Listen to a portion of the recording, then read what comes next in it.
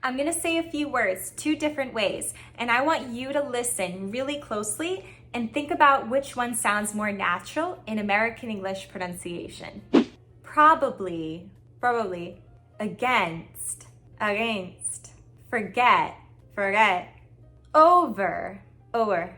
I like to dance. I think we all know that B as in big and V as in visit tend to be a struggle for Spanish speakers because in English, they have 2 different sounds, whereas in Spanish, both letters get the same sounds. If I say bello in Spanish, I could be saying beautiful or I could be saying body hair. And the pronunciation is the same, bello, despite having 2 different letters, V and B. Whereas in English, if I say bent, just bringing my top lip and my bottom lip together, releasing the air, b, not using my teeth, just my 2 lips, b.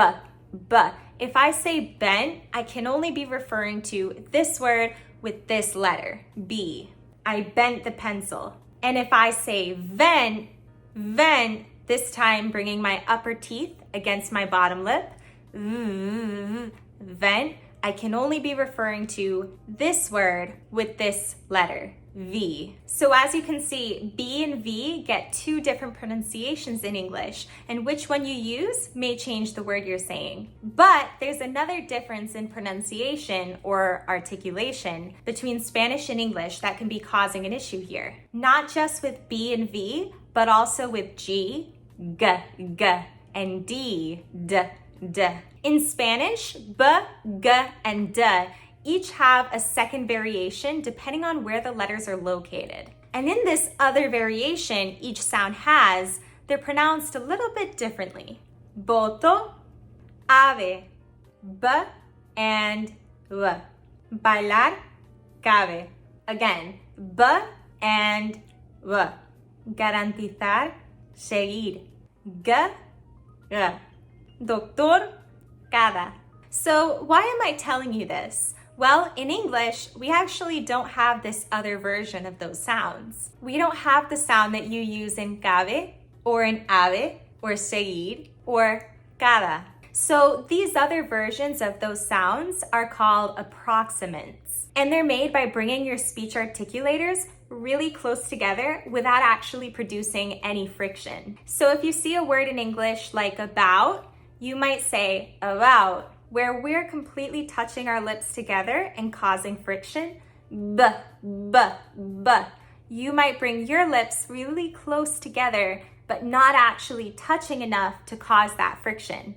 Now in Spanish, that's correct and totally normal because Spanish uses approximants on a regular basis. But in American English, we don't use approximants for those consonants. So if you do use that other pronunciation where your speech articulators get close together but don't cause the friction, it's going to make your speech a lot less clear. So let's go over some common words and phrases where you might want to use the approximate version of each sound, but we're going to make sure that your articulators fully come into contact and cause friction. So to start out, let's do some words and phrases with B. Make sure your top and bottom lips fully come into contact and cause friction. B. Even when the sound is in the middle of a word or utterance. About. Not about. Make sure you can really feel that contact between your 2 lips. About. What's the book about? Same sound twice. B. What's the book about? Not what's the book about? What's the book about? B. What's the book about? Above. For that B, make sure that your top and bottom lips fully come into contact and you can feel the friction. B. And for the V, you're gonna feel the friction from your top teeth and your bottom lip. Above. Make sure that for each letter, you're fully feeling the contact and the friction. It's hanging above the floor. It's hanging above the floor. It's hanging above the floor. Probably, probably. I probably should go. I probably should go. Rather than, I probably should go. I probably should go. I probably should go. Bubbly, bubbly, bubbly. I probably should go. I probably should go. Benefit. I don't see the benefit. Rather than, I don't see the benefit. I don't see the benefit. I don't see the benefit. What are the benefits? What are the benefits? Rather than, what are the benefits? What are the benefits? What are the what are the benefits? Big, big. This is a big deal. This is a big deal. A big deal. Make sure it's not an approximate, so we're not going to go, this is a big deal. This is a big, not fully coming into contact, right? But getting really, really close. We want to avoid that and make sure we go all the way and we can feel that friction. So not, this is a big deal, but this is a big, this is a big deal. This is a big deal, a big deal. Ben, feel the friction? Ben. What have you been doing? What have you been? What have you been doing? Make sure it's not an approximate, so we're not gonna say, what have you been doing? What have you been? So when I said it the other way, I brought my lips really close together, but I didn't fully bring them together and I didn't cause any friction. What have you been doing? What have you been doing? But in English, we need the two lips to fully make contact without any space in between. And watch out, because in Spanish, when you have a B in the middle of an utterance like that, generally speaking, it's not going to be made the same way. You aren't going to need to bring your articulators completely together. It's going to be a bit looser. So try it again. Bring your lips fully together, no space.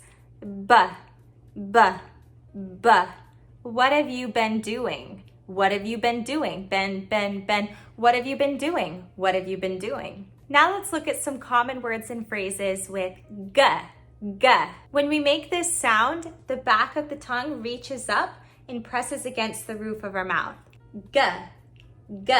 Together. Again. Forget. But if you're making it an approximate sound, then the back of your tongue is getting really close to the roof of your mouth, but it's not fully coming into contact with it, and it's not causing that friction. So we want to make sure that no matter where the G is, we always have that full contact between the back of your tongue and the roof of your mouth. And it needs to push off of it. G. Together. Together. Can you feel the roof of your mouth with the back of your tongue? Do you fully feel it? They're fully making contact. G. Together. Let's do it together. G. I'm really feeling the roof of my mouth with the back of my tongue. I feel it nice and strong. Together. We should do it together. We should go together. Also with the word go, you want to feel a lot of contact between the back of your tongue and the roof of your mouth. Go. We should go together. Again. Against. Really feel the roof of your mouth with the back of your tongue. Make sure that they're all the way touching. Again. We should do it again. We should do it again. We should do it again. We should do it again. I'm not against it. I'm not against it.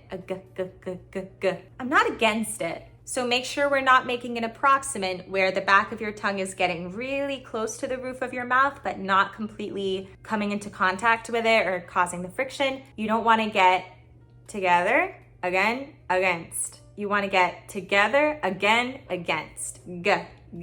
Push against it. Push against it. Push against it. G. Push against it. Forget. G. Forget. How could I forget? Make sure you can really feel the roof of your mouth with the back of your tongue. G. Forget, forget, forget. How could I forget? How could I forget? I completely forgot. I completely forgot. I completely forgot. Agree. Agree. G. Make sure they're completely touching. Agree. Agree. Agree. Agree. I have to agree with you. I have to agree. Agree. I have to agree with you. I completely agree. I completely agree. I completely agree. Progress. Progress. Gress. Make sure you fully feel the contact between the back of your tongue and the roof of your mouth. You want to feel a lot of friction there. Progress. Progress. Progress. Am I making progress? Am I making progress? Progress? Am I making progress? Now let's look at some common words and phrases with the V sound. This one may be tricky because this sound doesn't exist in most dialects of Spanish. Remember that the contact that's being made is between your upper teeth and your bottom lip. And you make the friction that way rather than just between your two lips. So this time, make sure that your upper teeth and bottom lip fully come into contact. They're causing friction. Ever. This is the best day ever. This is the best day ever. We're not going, this is the best day ever. This is the best day ever. Because in English, we don't use an approximate. So we would go, this is the best day ever. This is the best day ever. Make sure you feel that friction. It's nice and strong. Ever. This is the best day ever. Every time. Remember, we want that friction to be nice and strong. We don't want to get an in-between sound like every. We want to make sure that full contact is there. Every. Teeth to lip. Every time. It happens every time. It happens every. Feel that friction. Every time. Teeth to lips. Full contact. Every time. It happens every time. Never. I've never been there. I've never been there. So here we want to avoid never, where your lips get close together, but they're not fully coming into contact, and neither are the teeth and the lips. We want to make sure that we have that full contact there and we're not getting an approximate. So upper teeth to bottom lip, never. I've never been there. I've never been there. Service. I'm not getting good service here. I'm not getting good service here. Feel that friction, teeth to lip. I'm not getting any service here. Cover.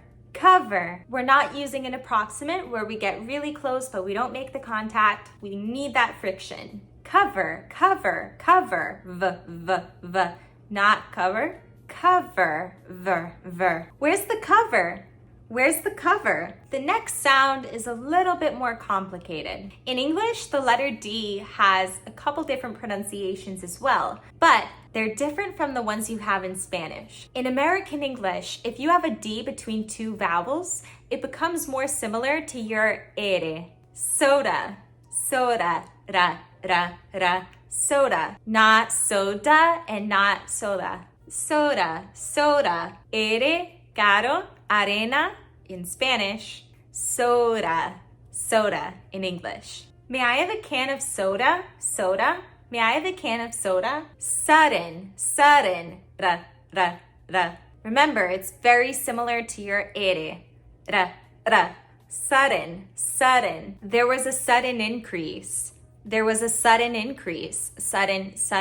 There was a sudden increase. Rider. He was a horseback rider. He was a horseback rider. He was a horseback rider. Now it's important to notice an exception here. If a D is between two vowels, but the second one is a stressed vowel, we're going to pronounce the D as a regular D, not as R. For example, I love to dance. I love to dance. It would sound a little strange if I said, I love to dance. Ugh, that doesn't sound right. Why? Because the syllable after that D is stressed.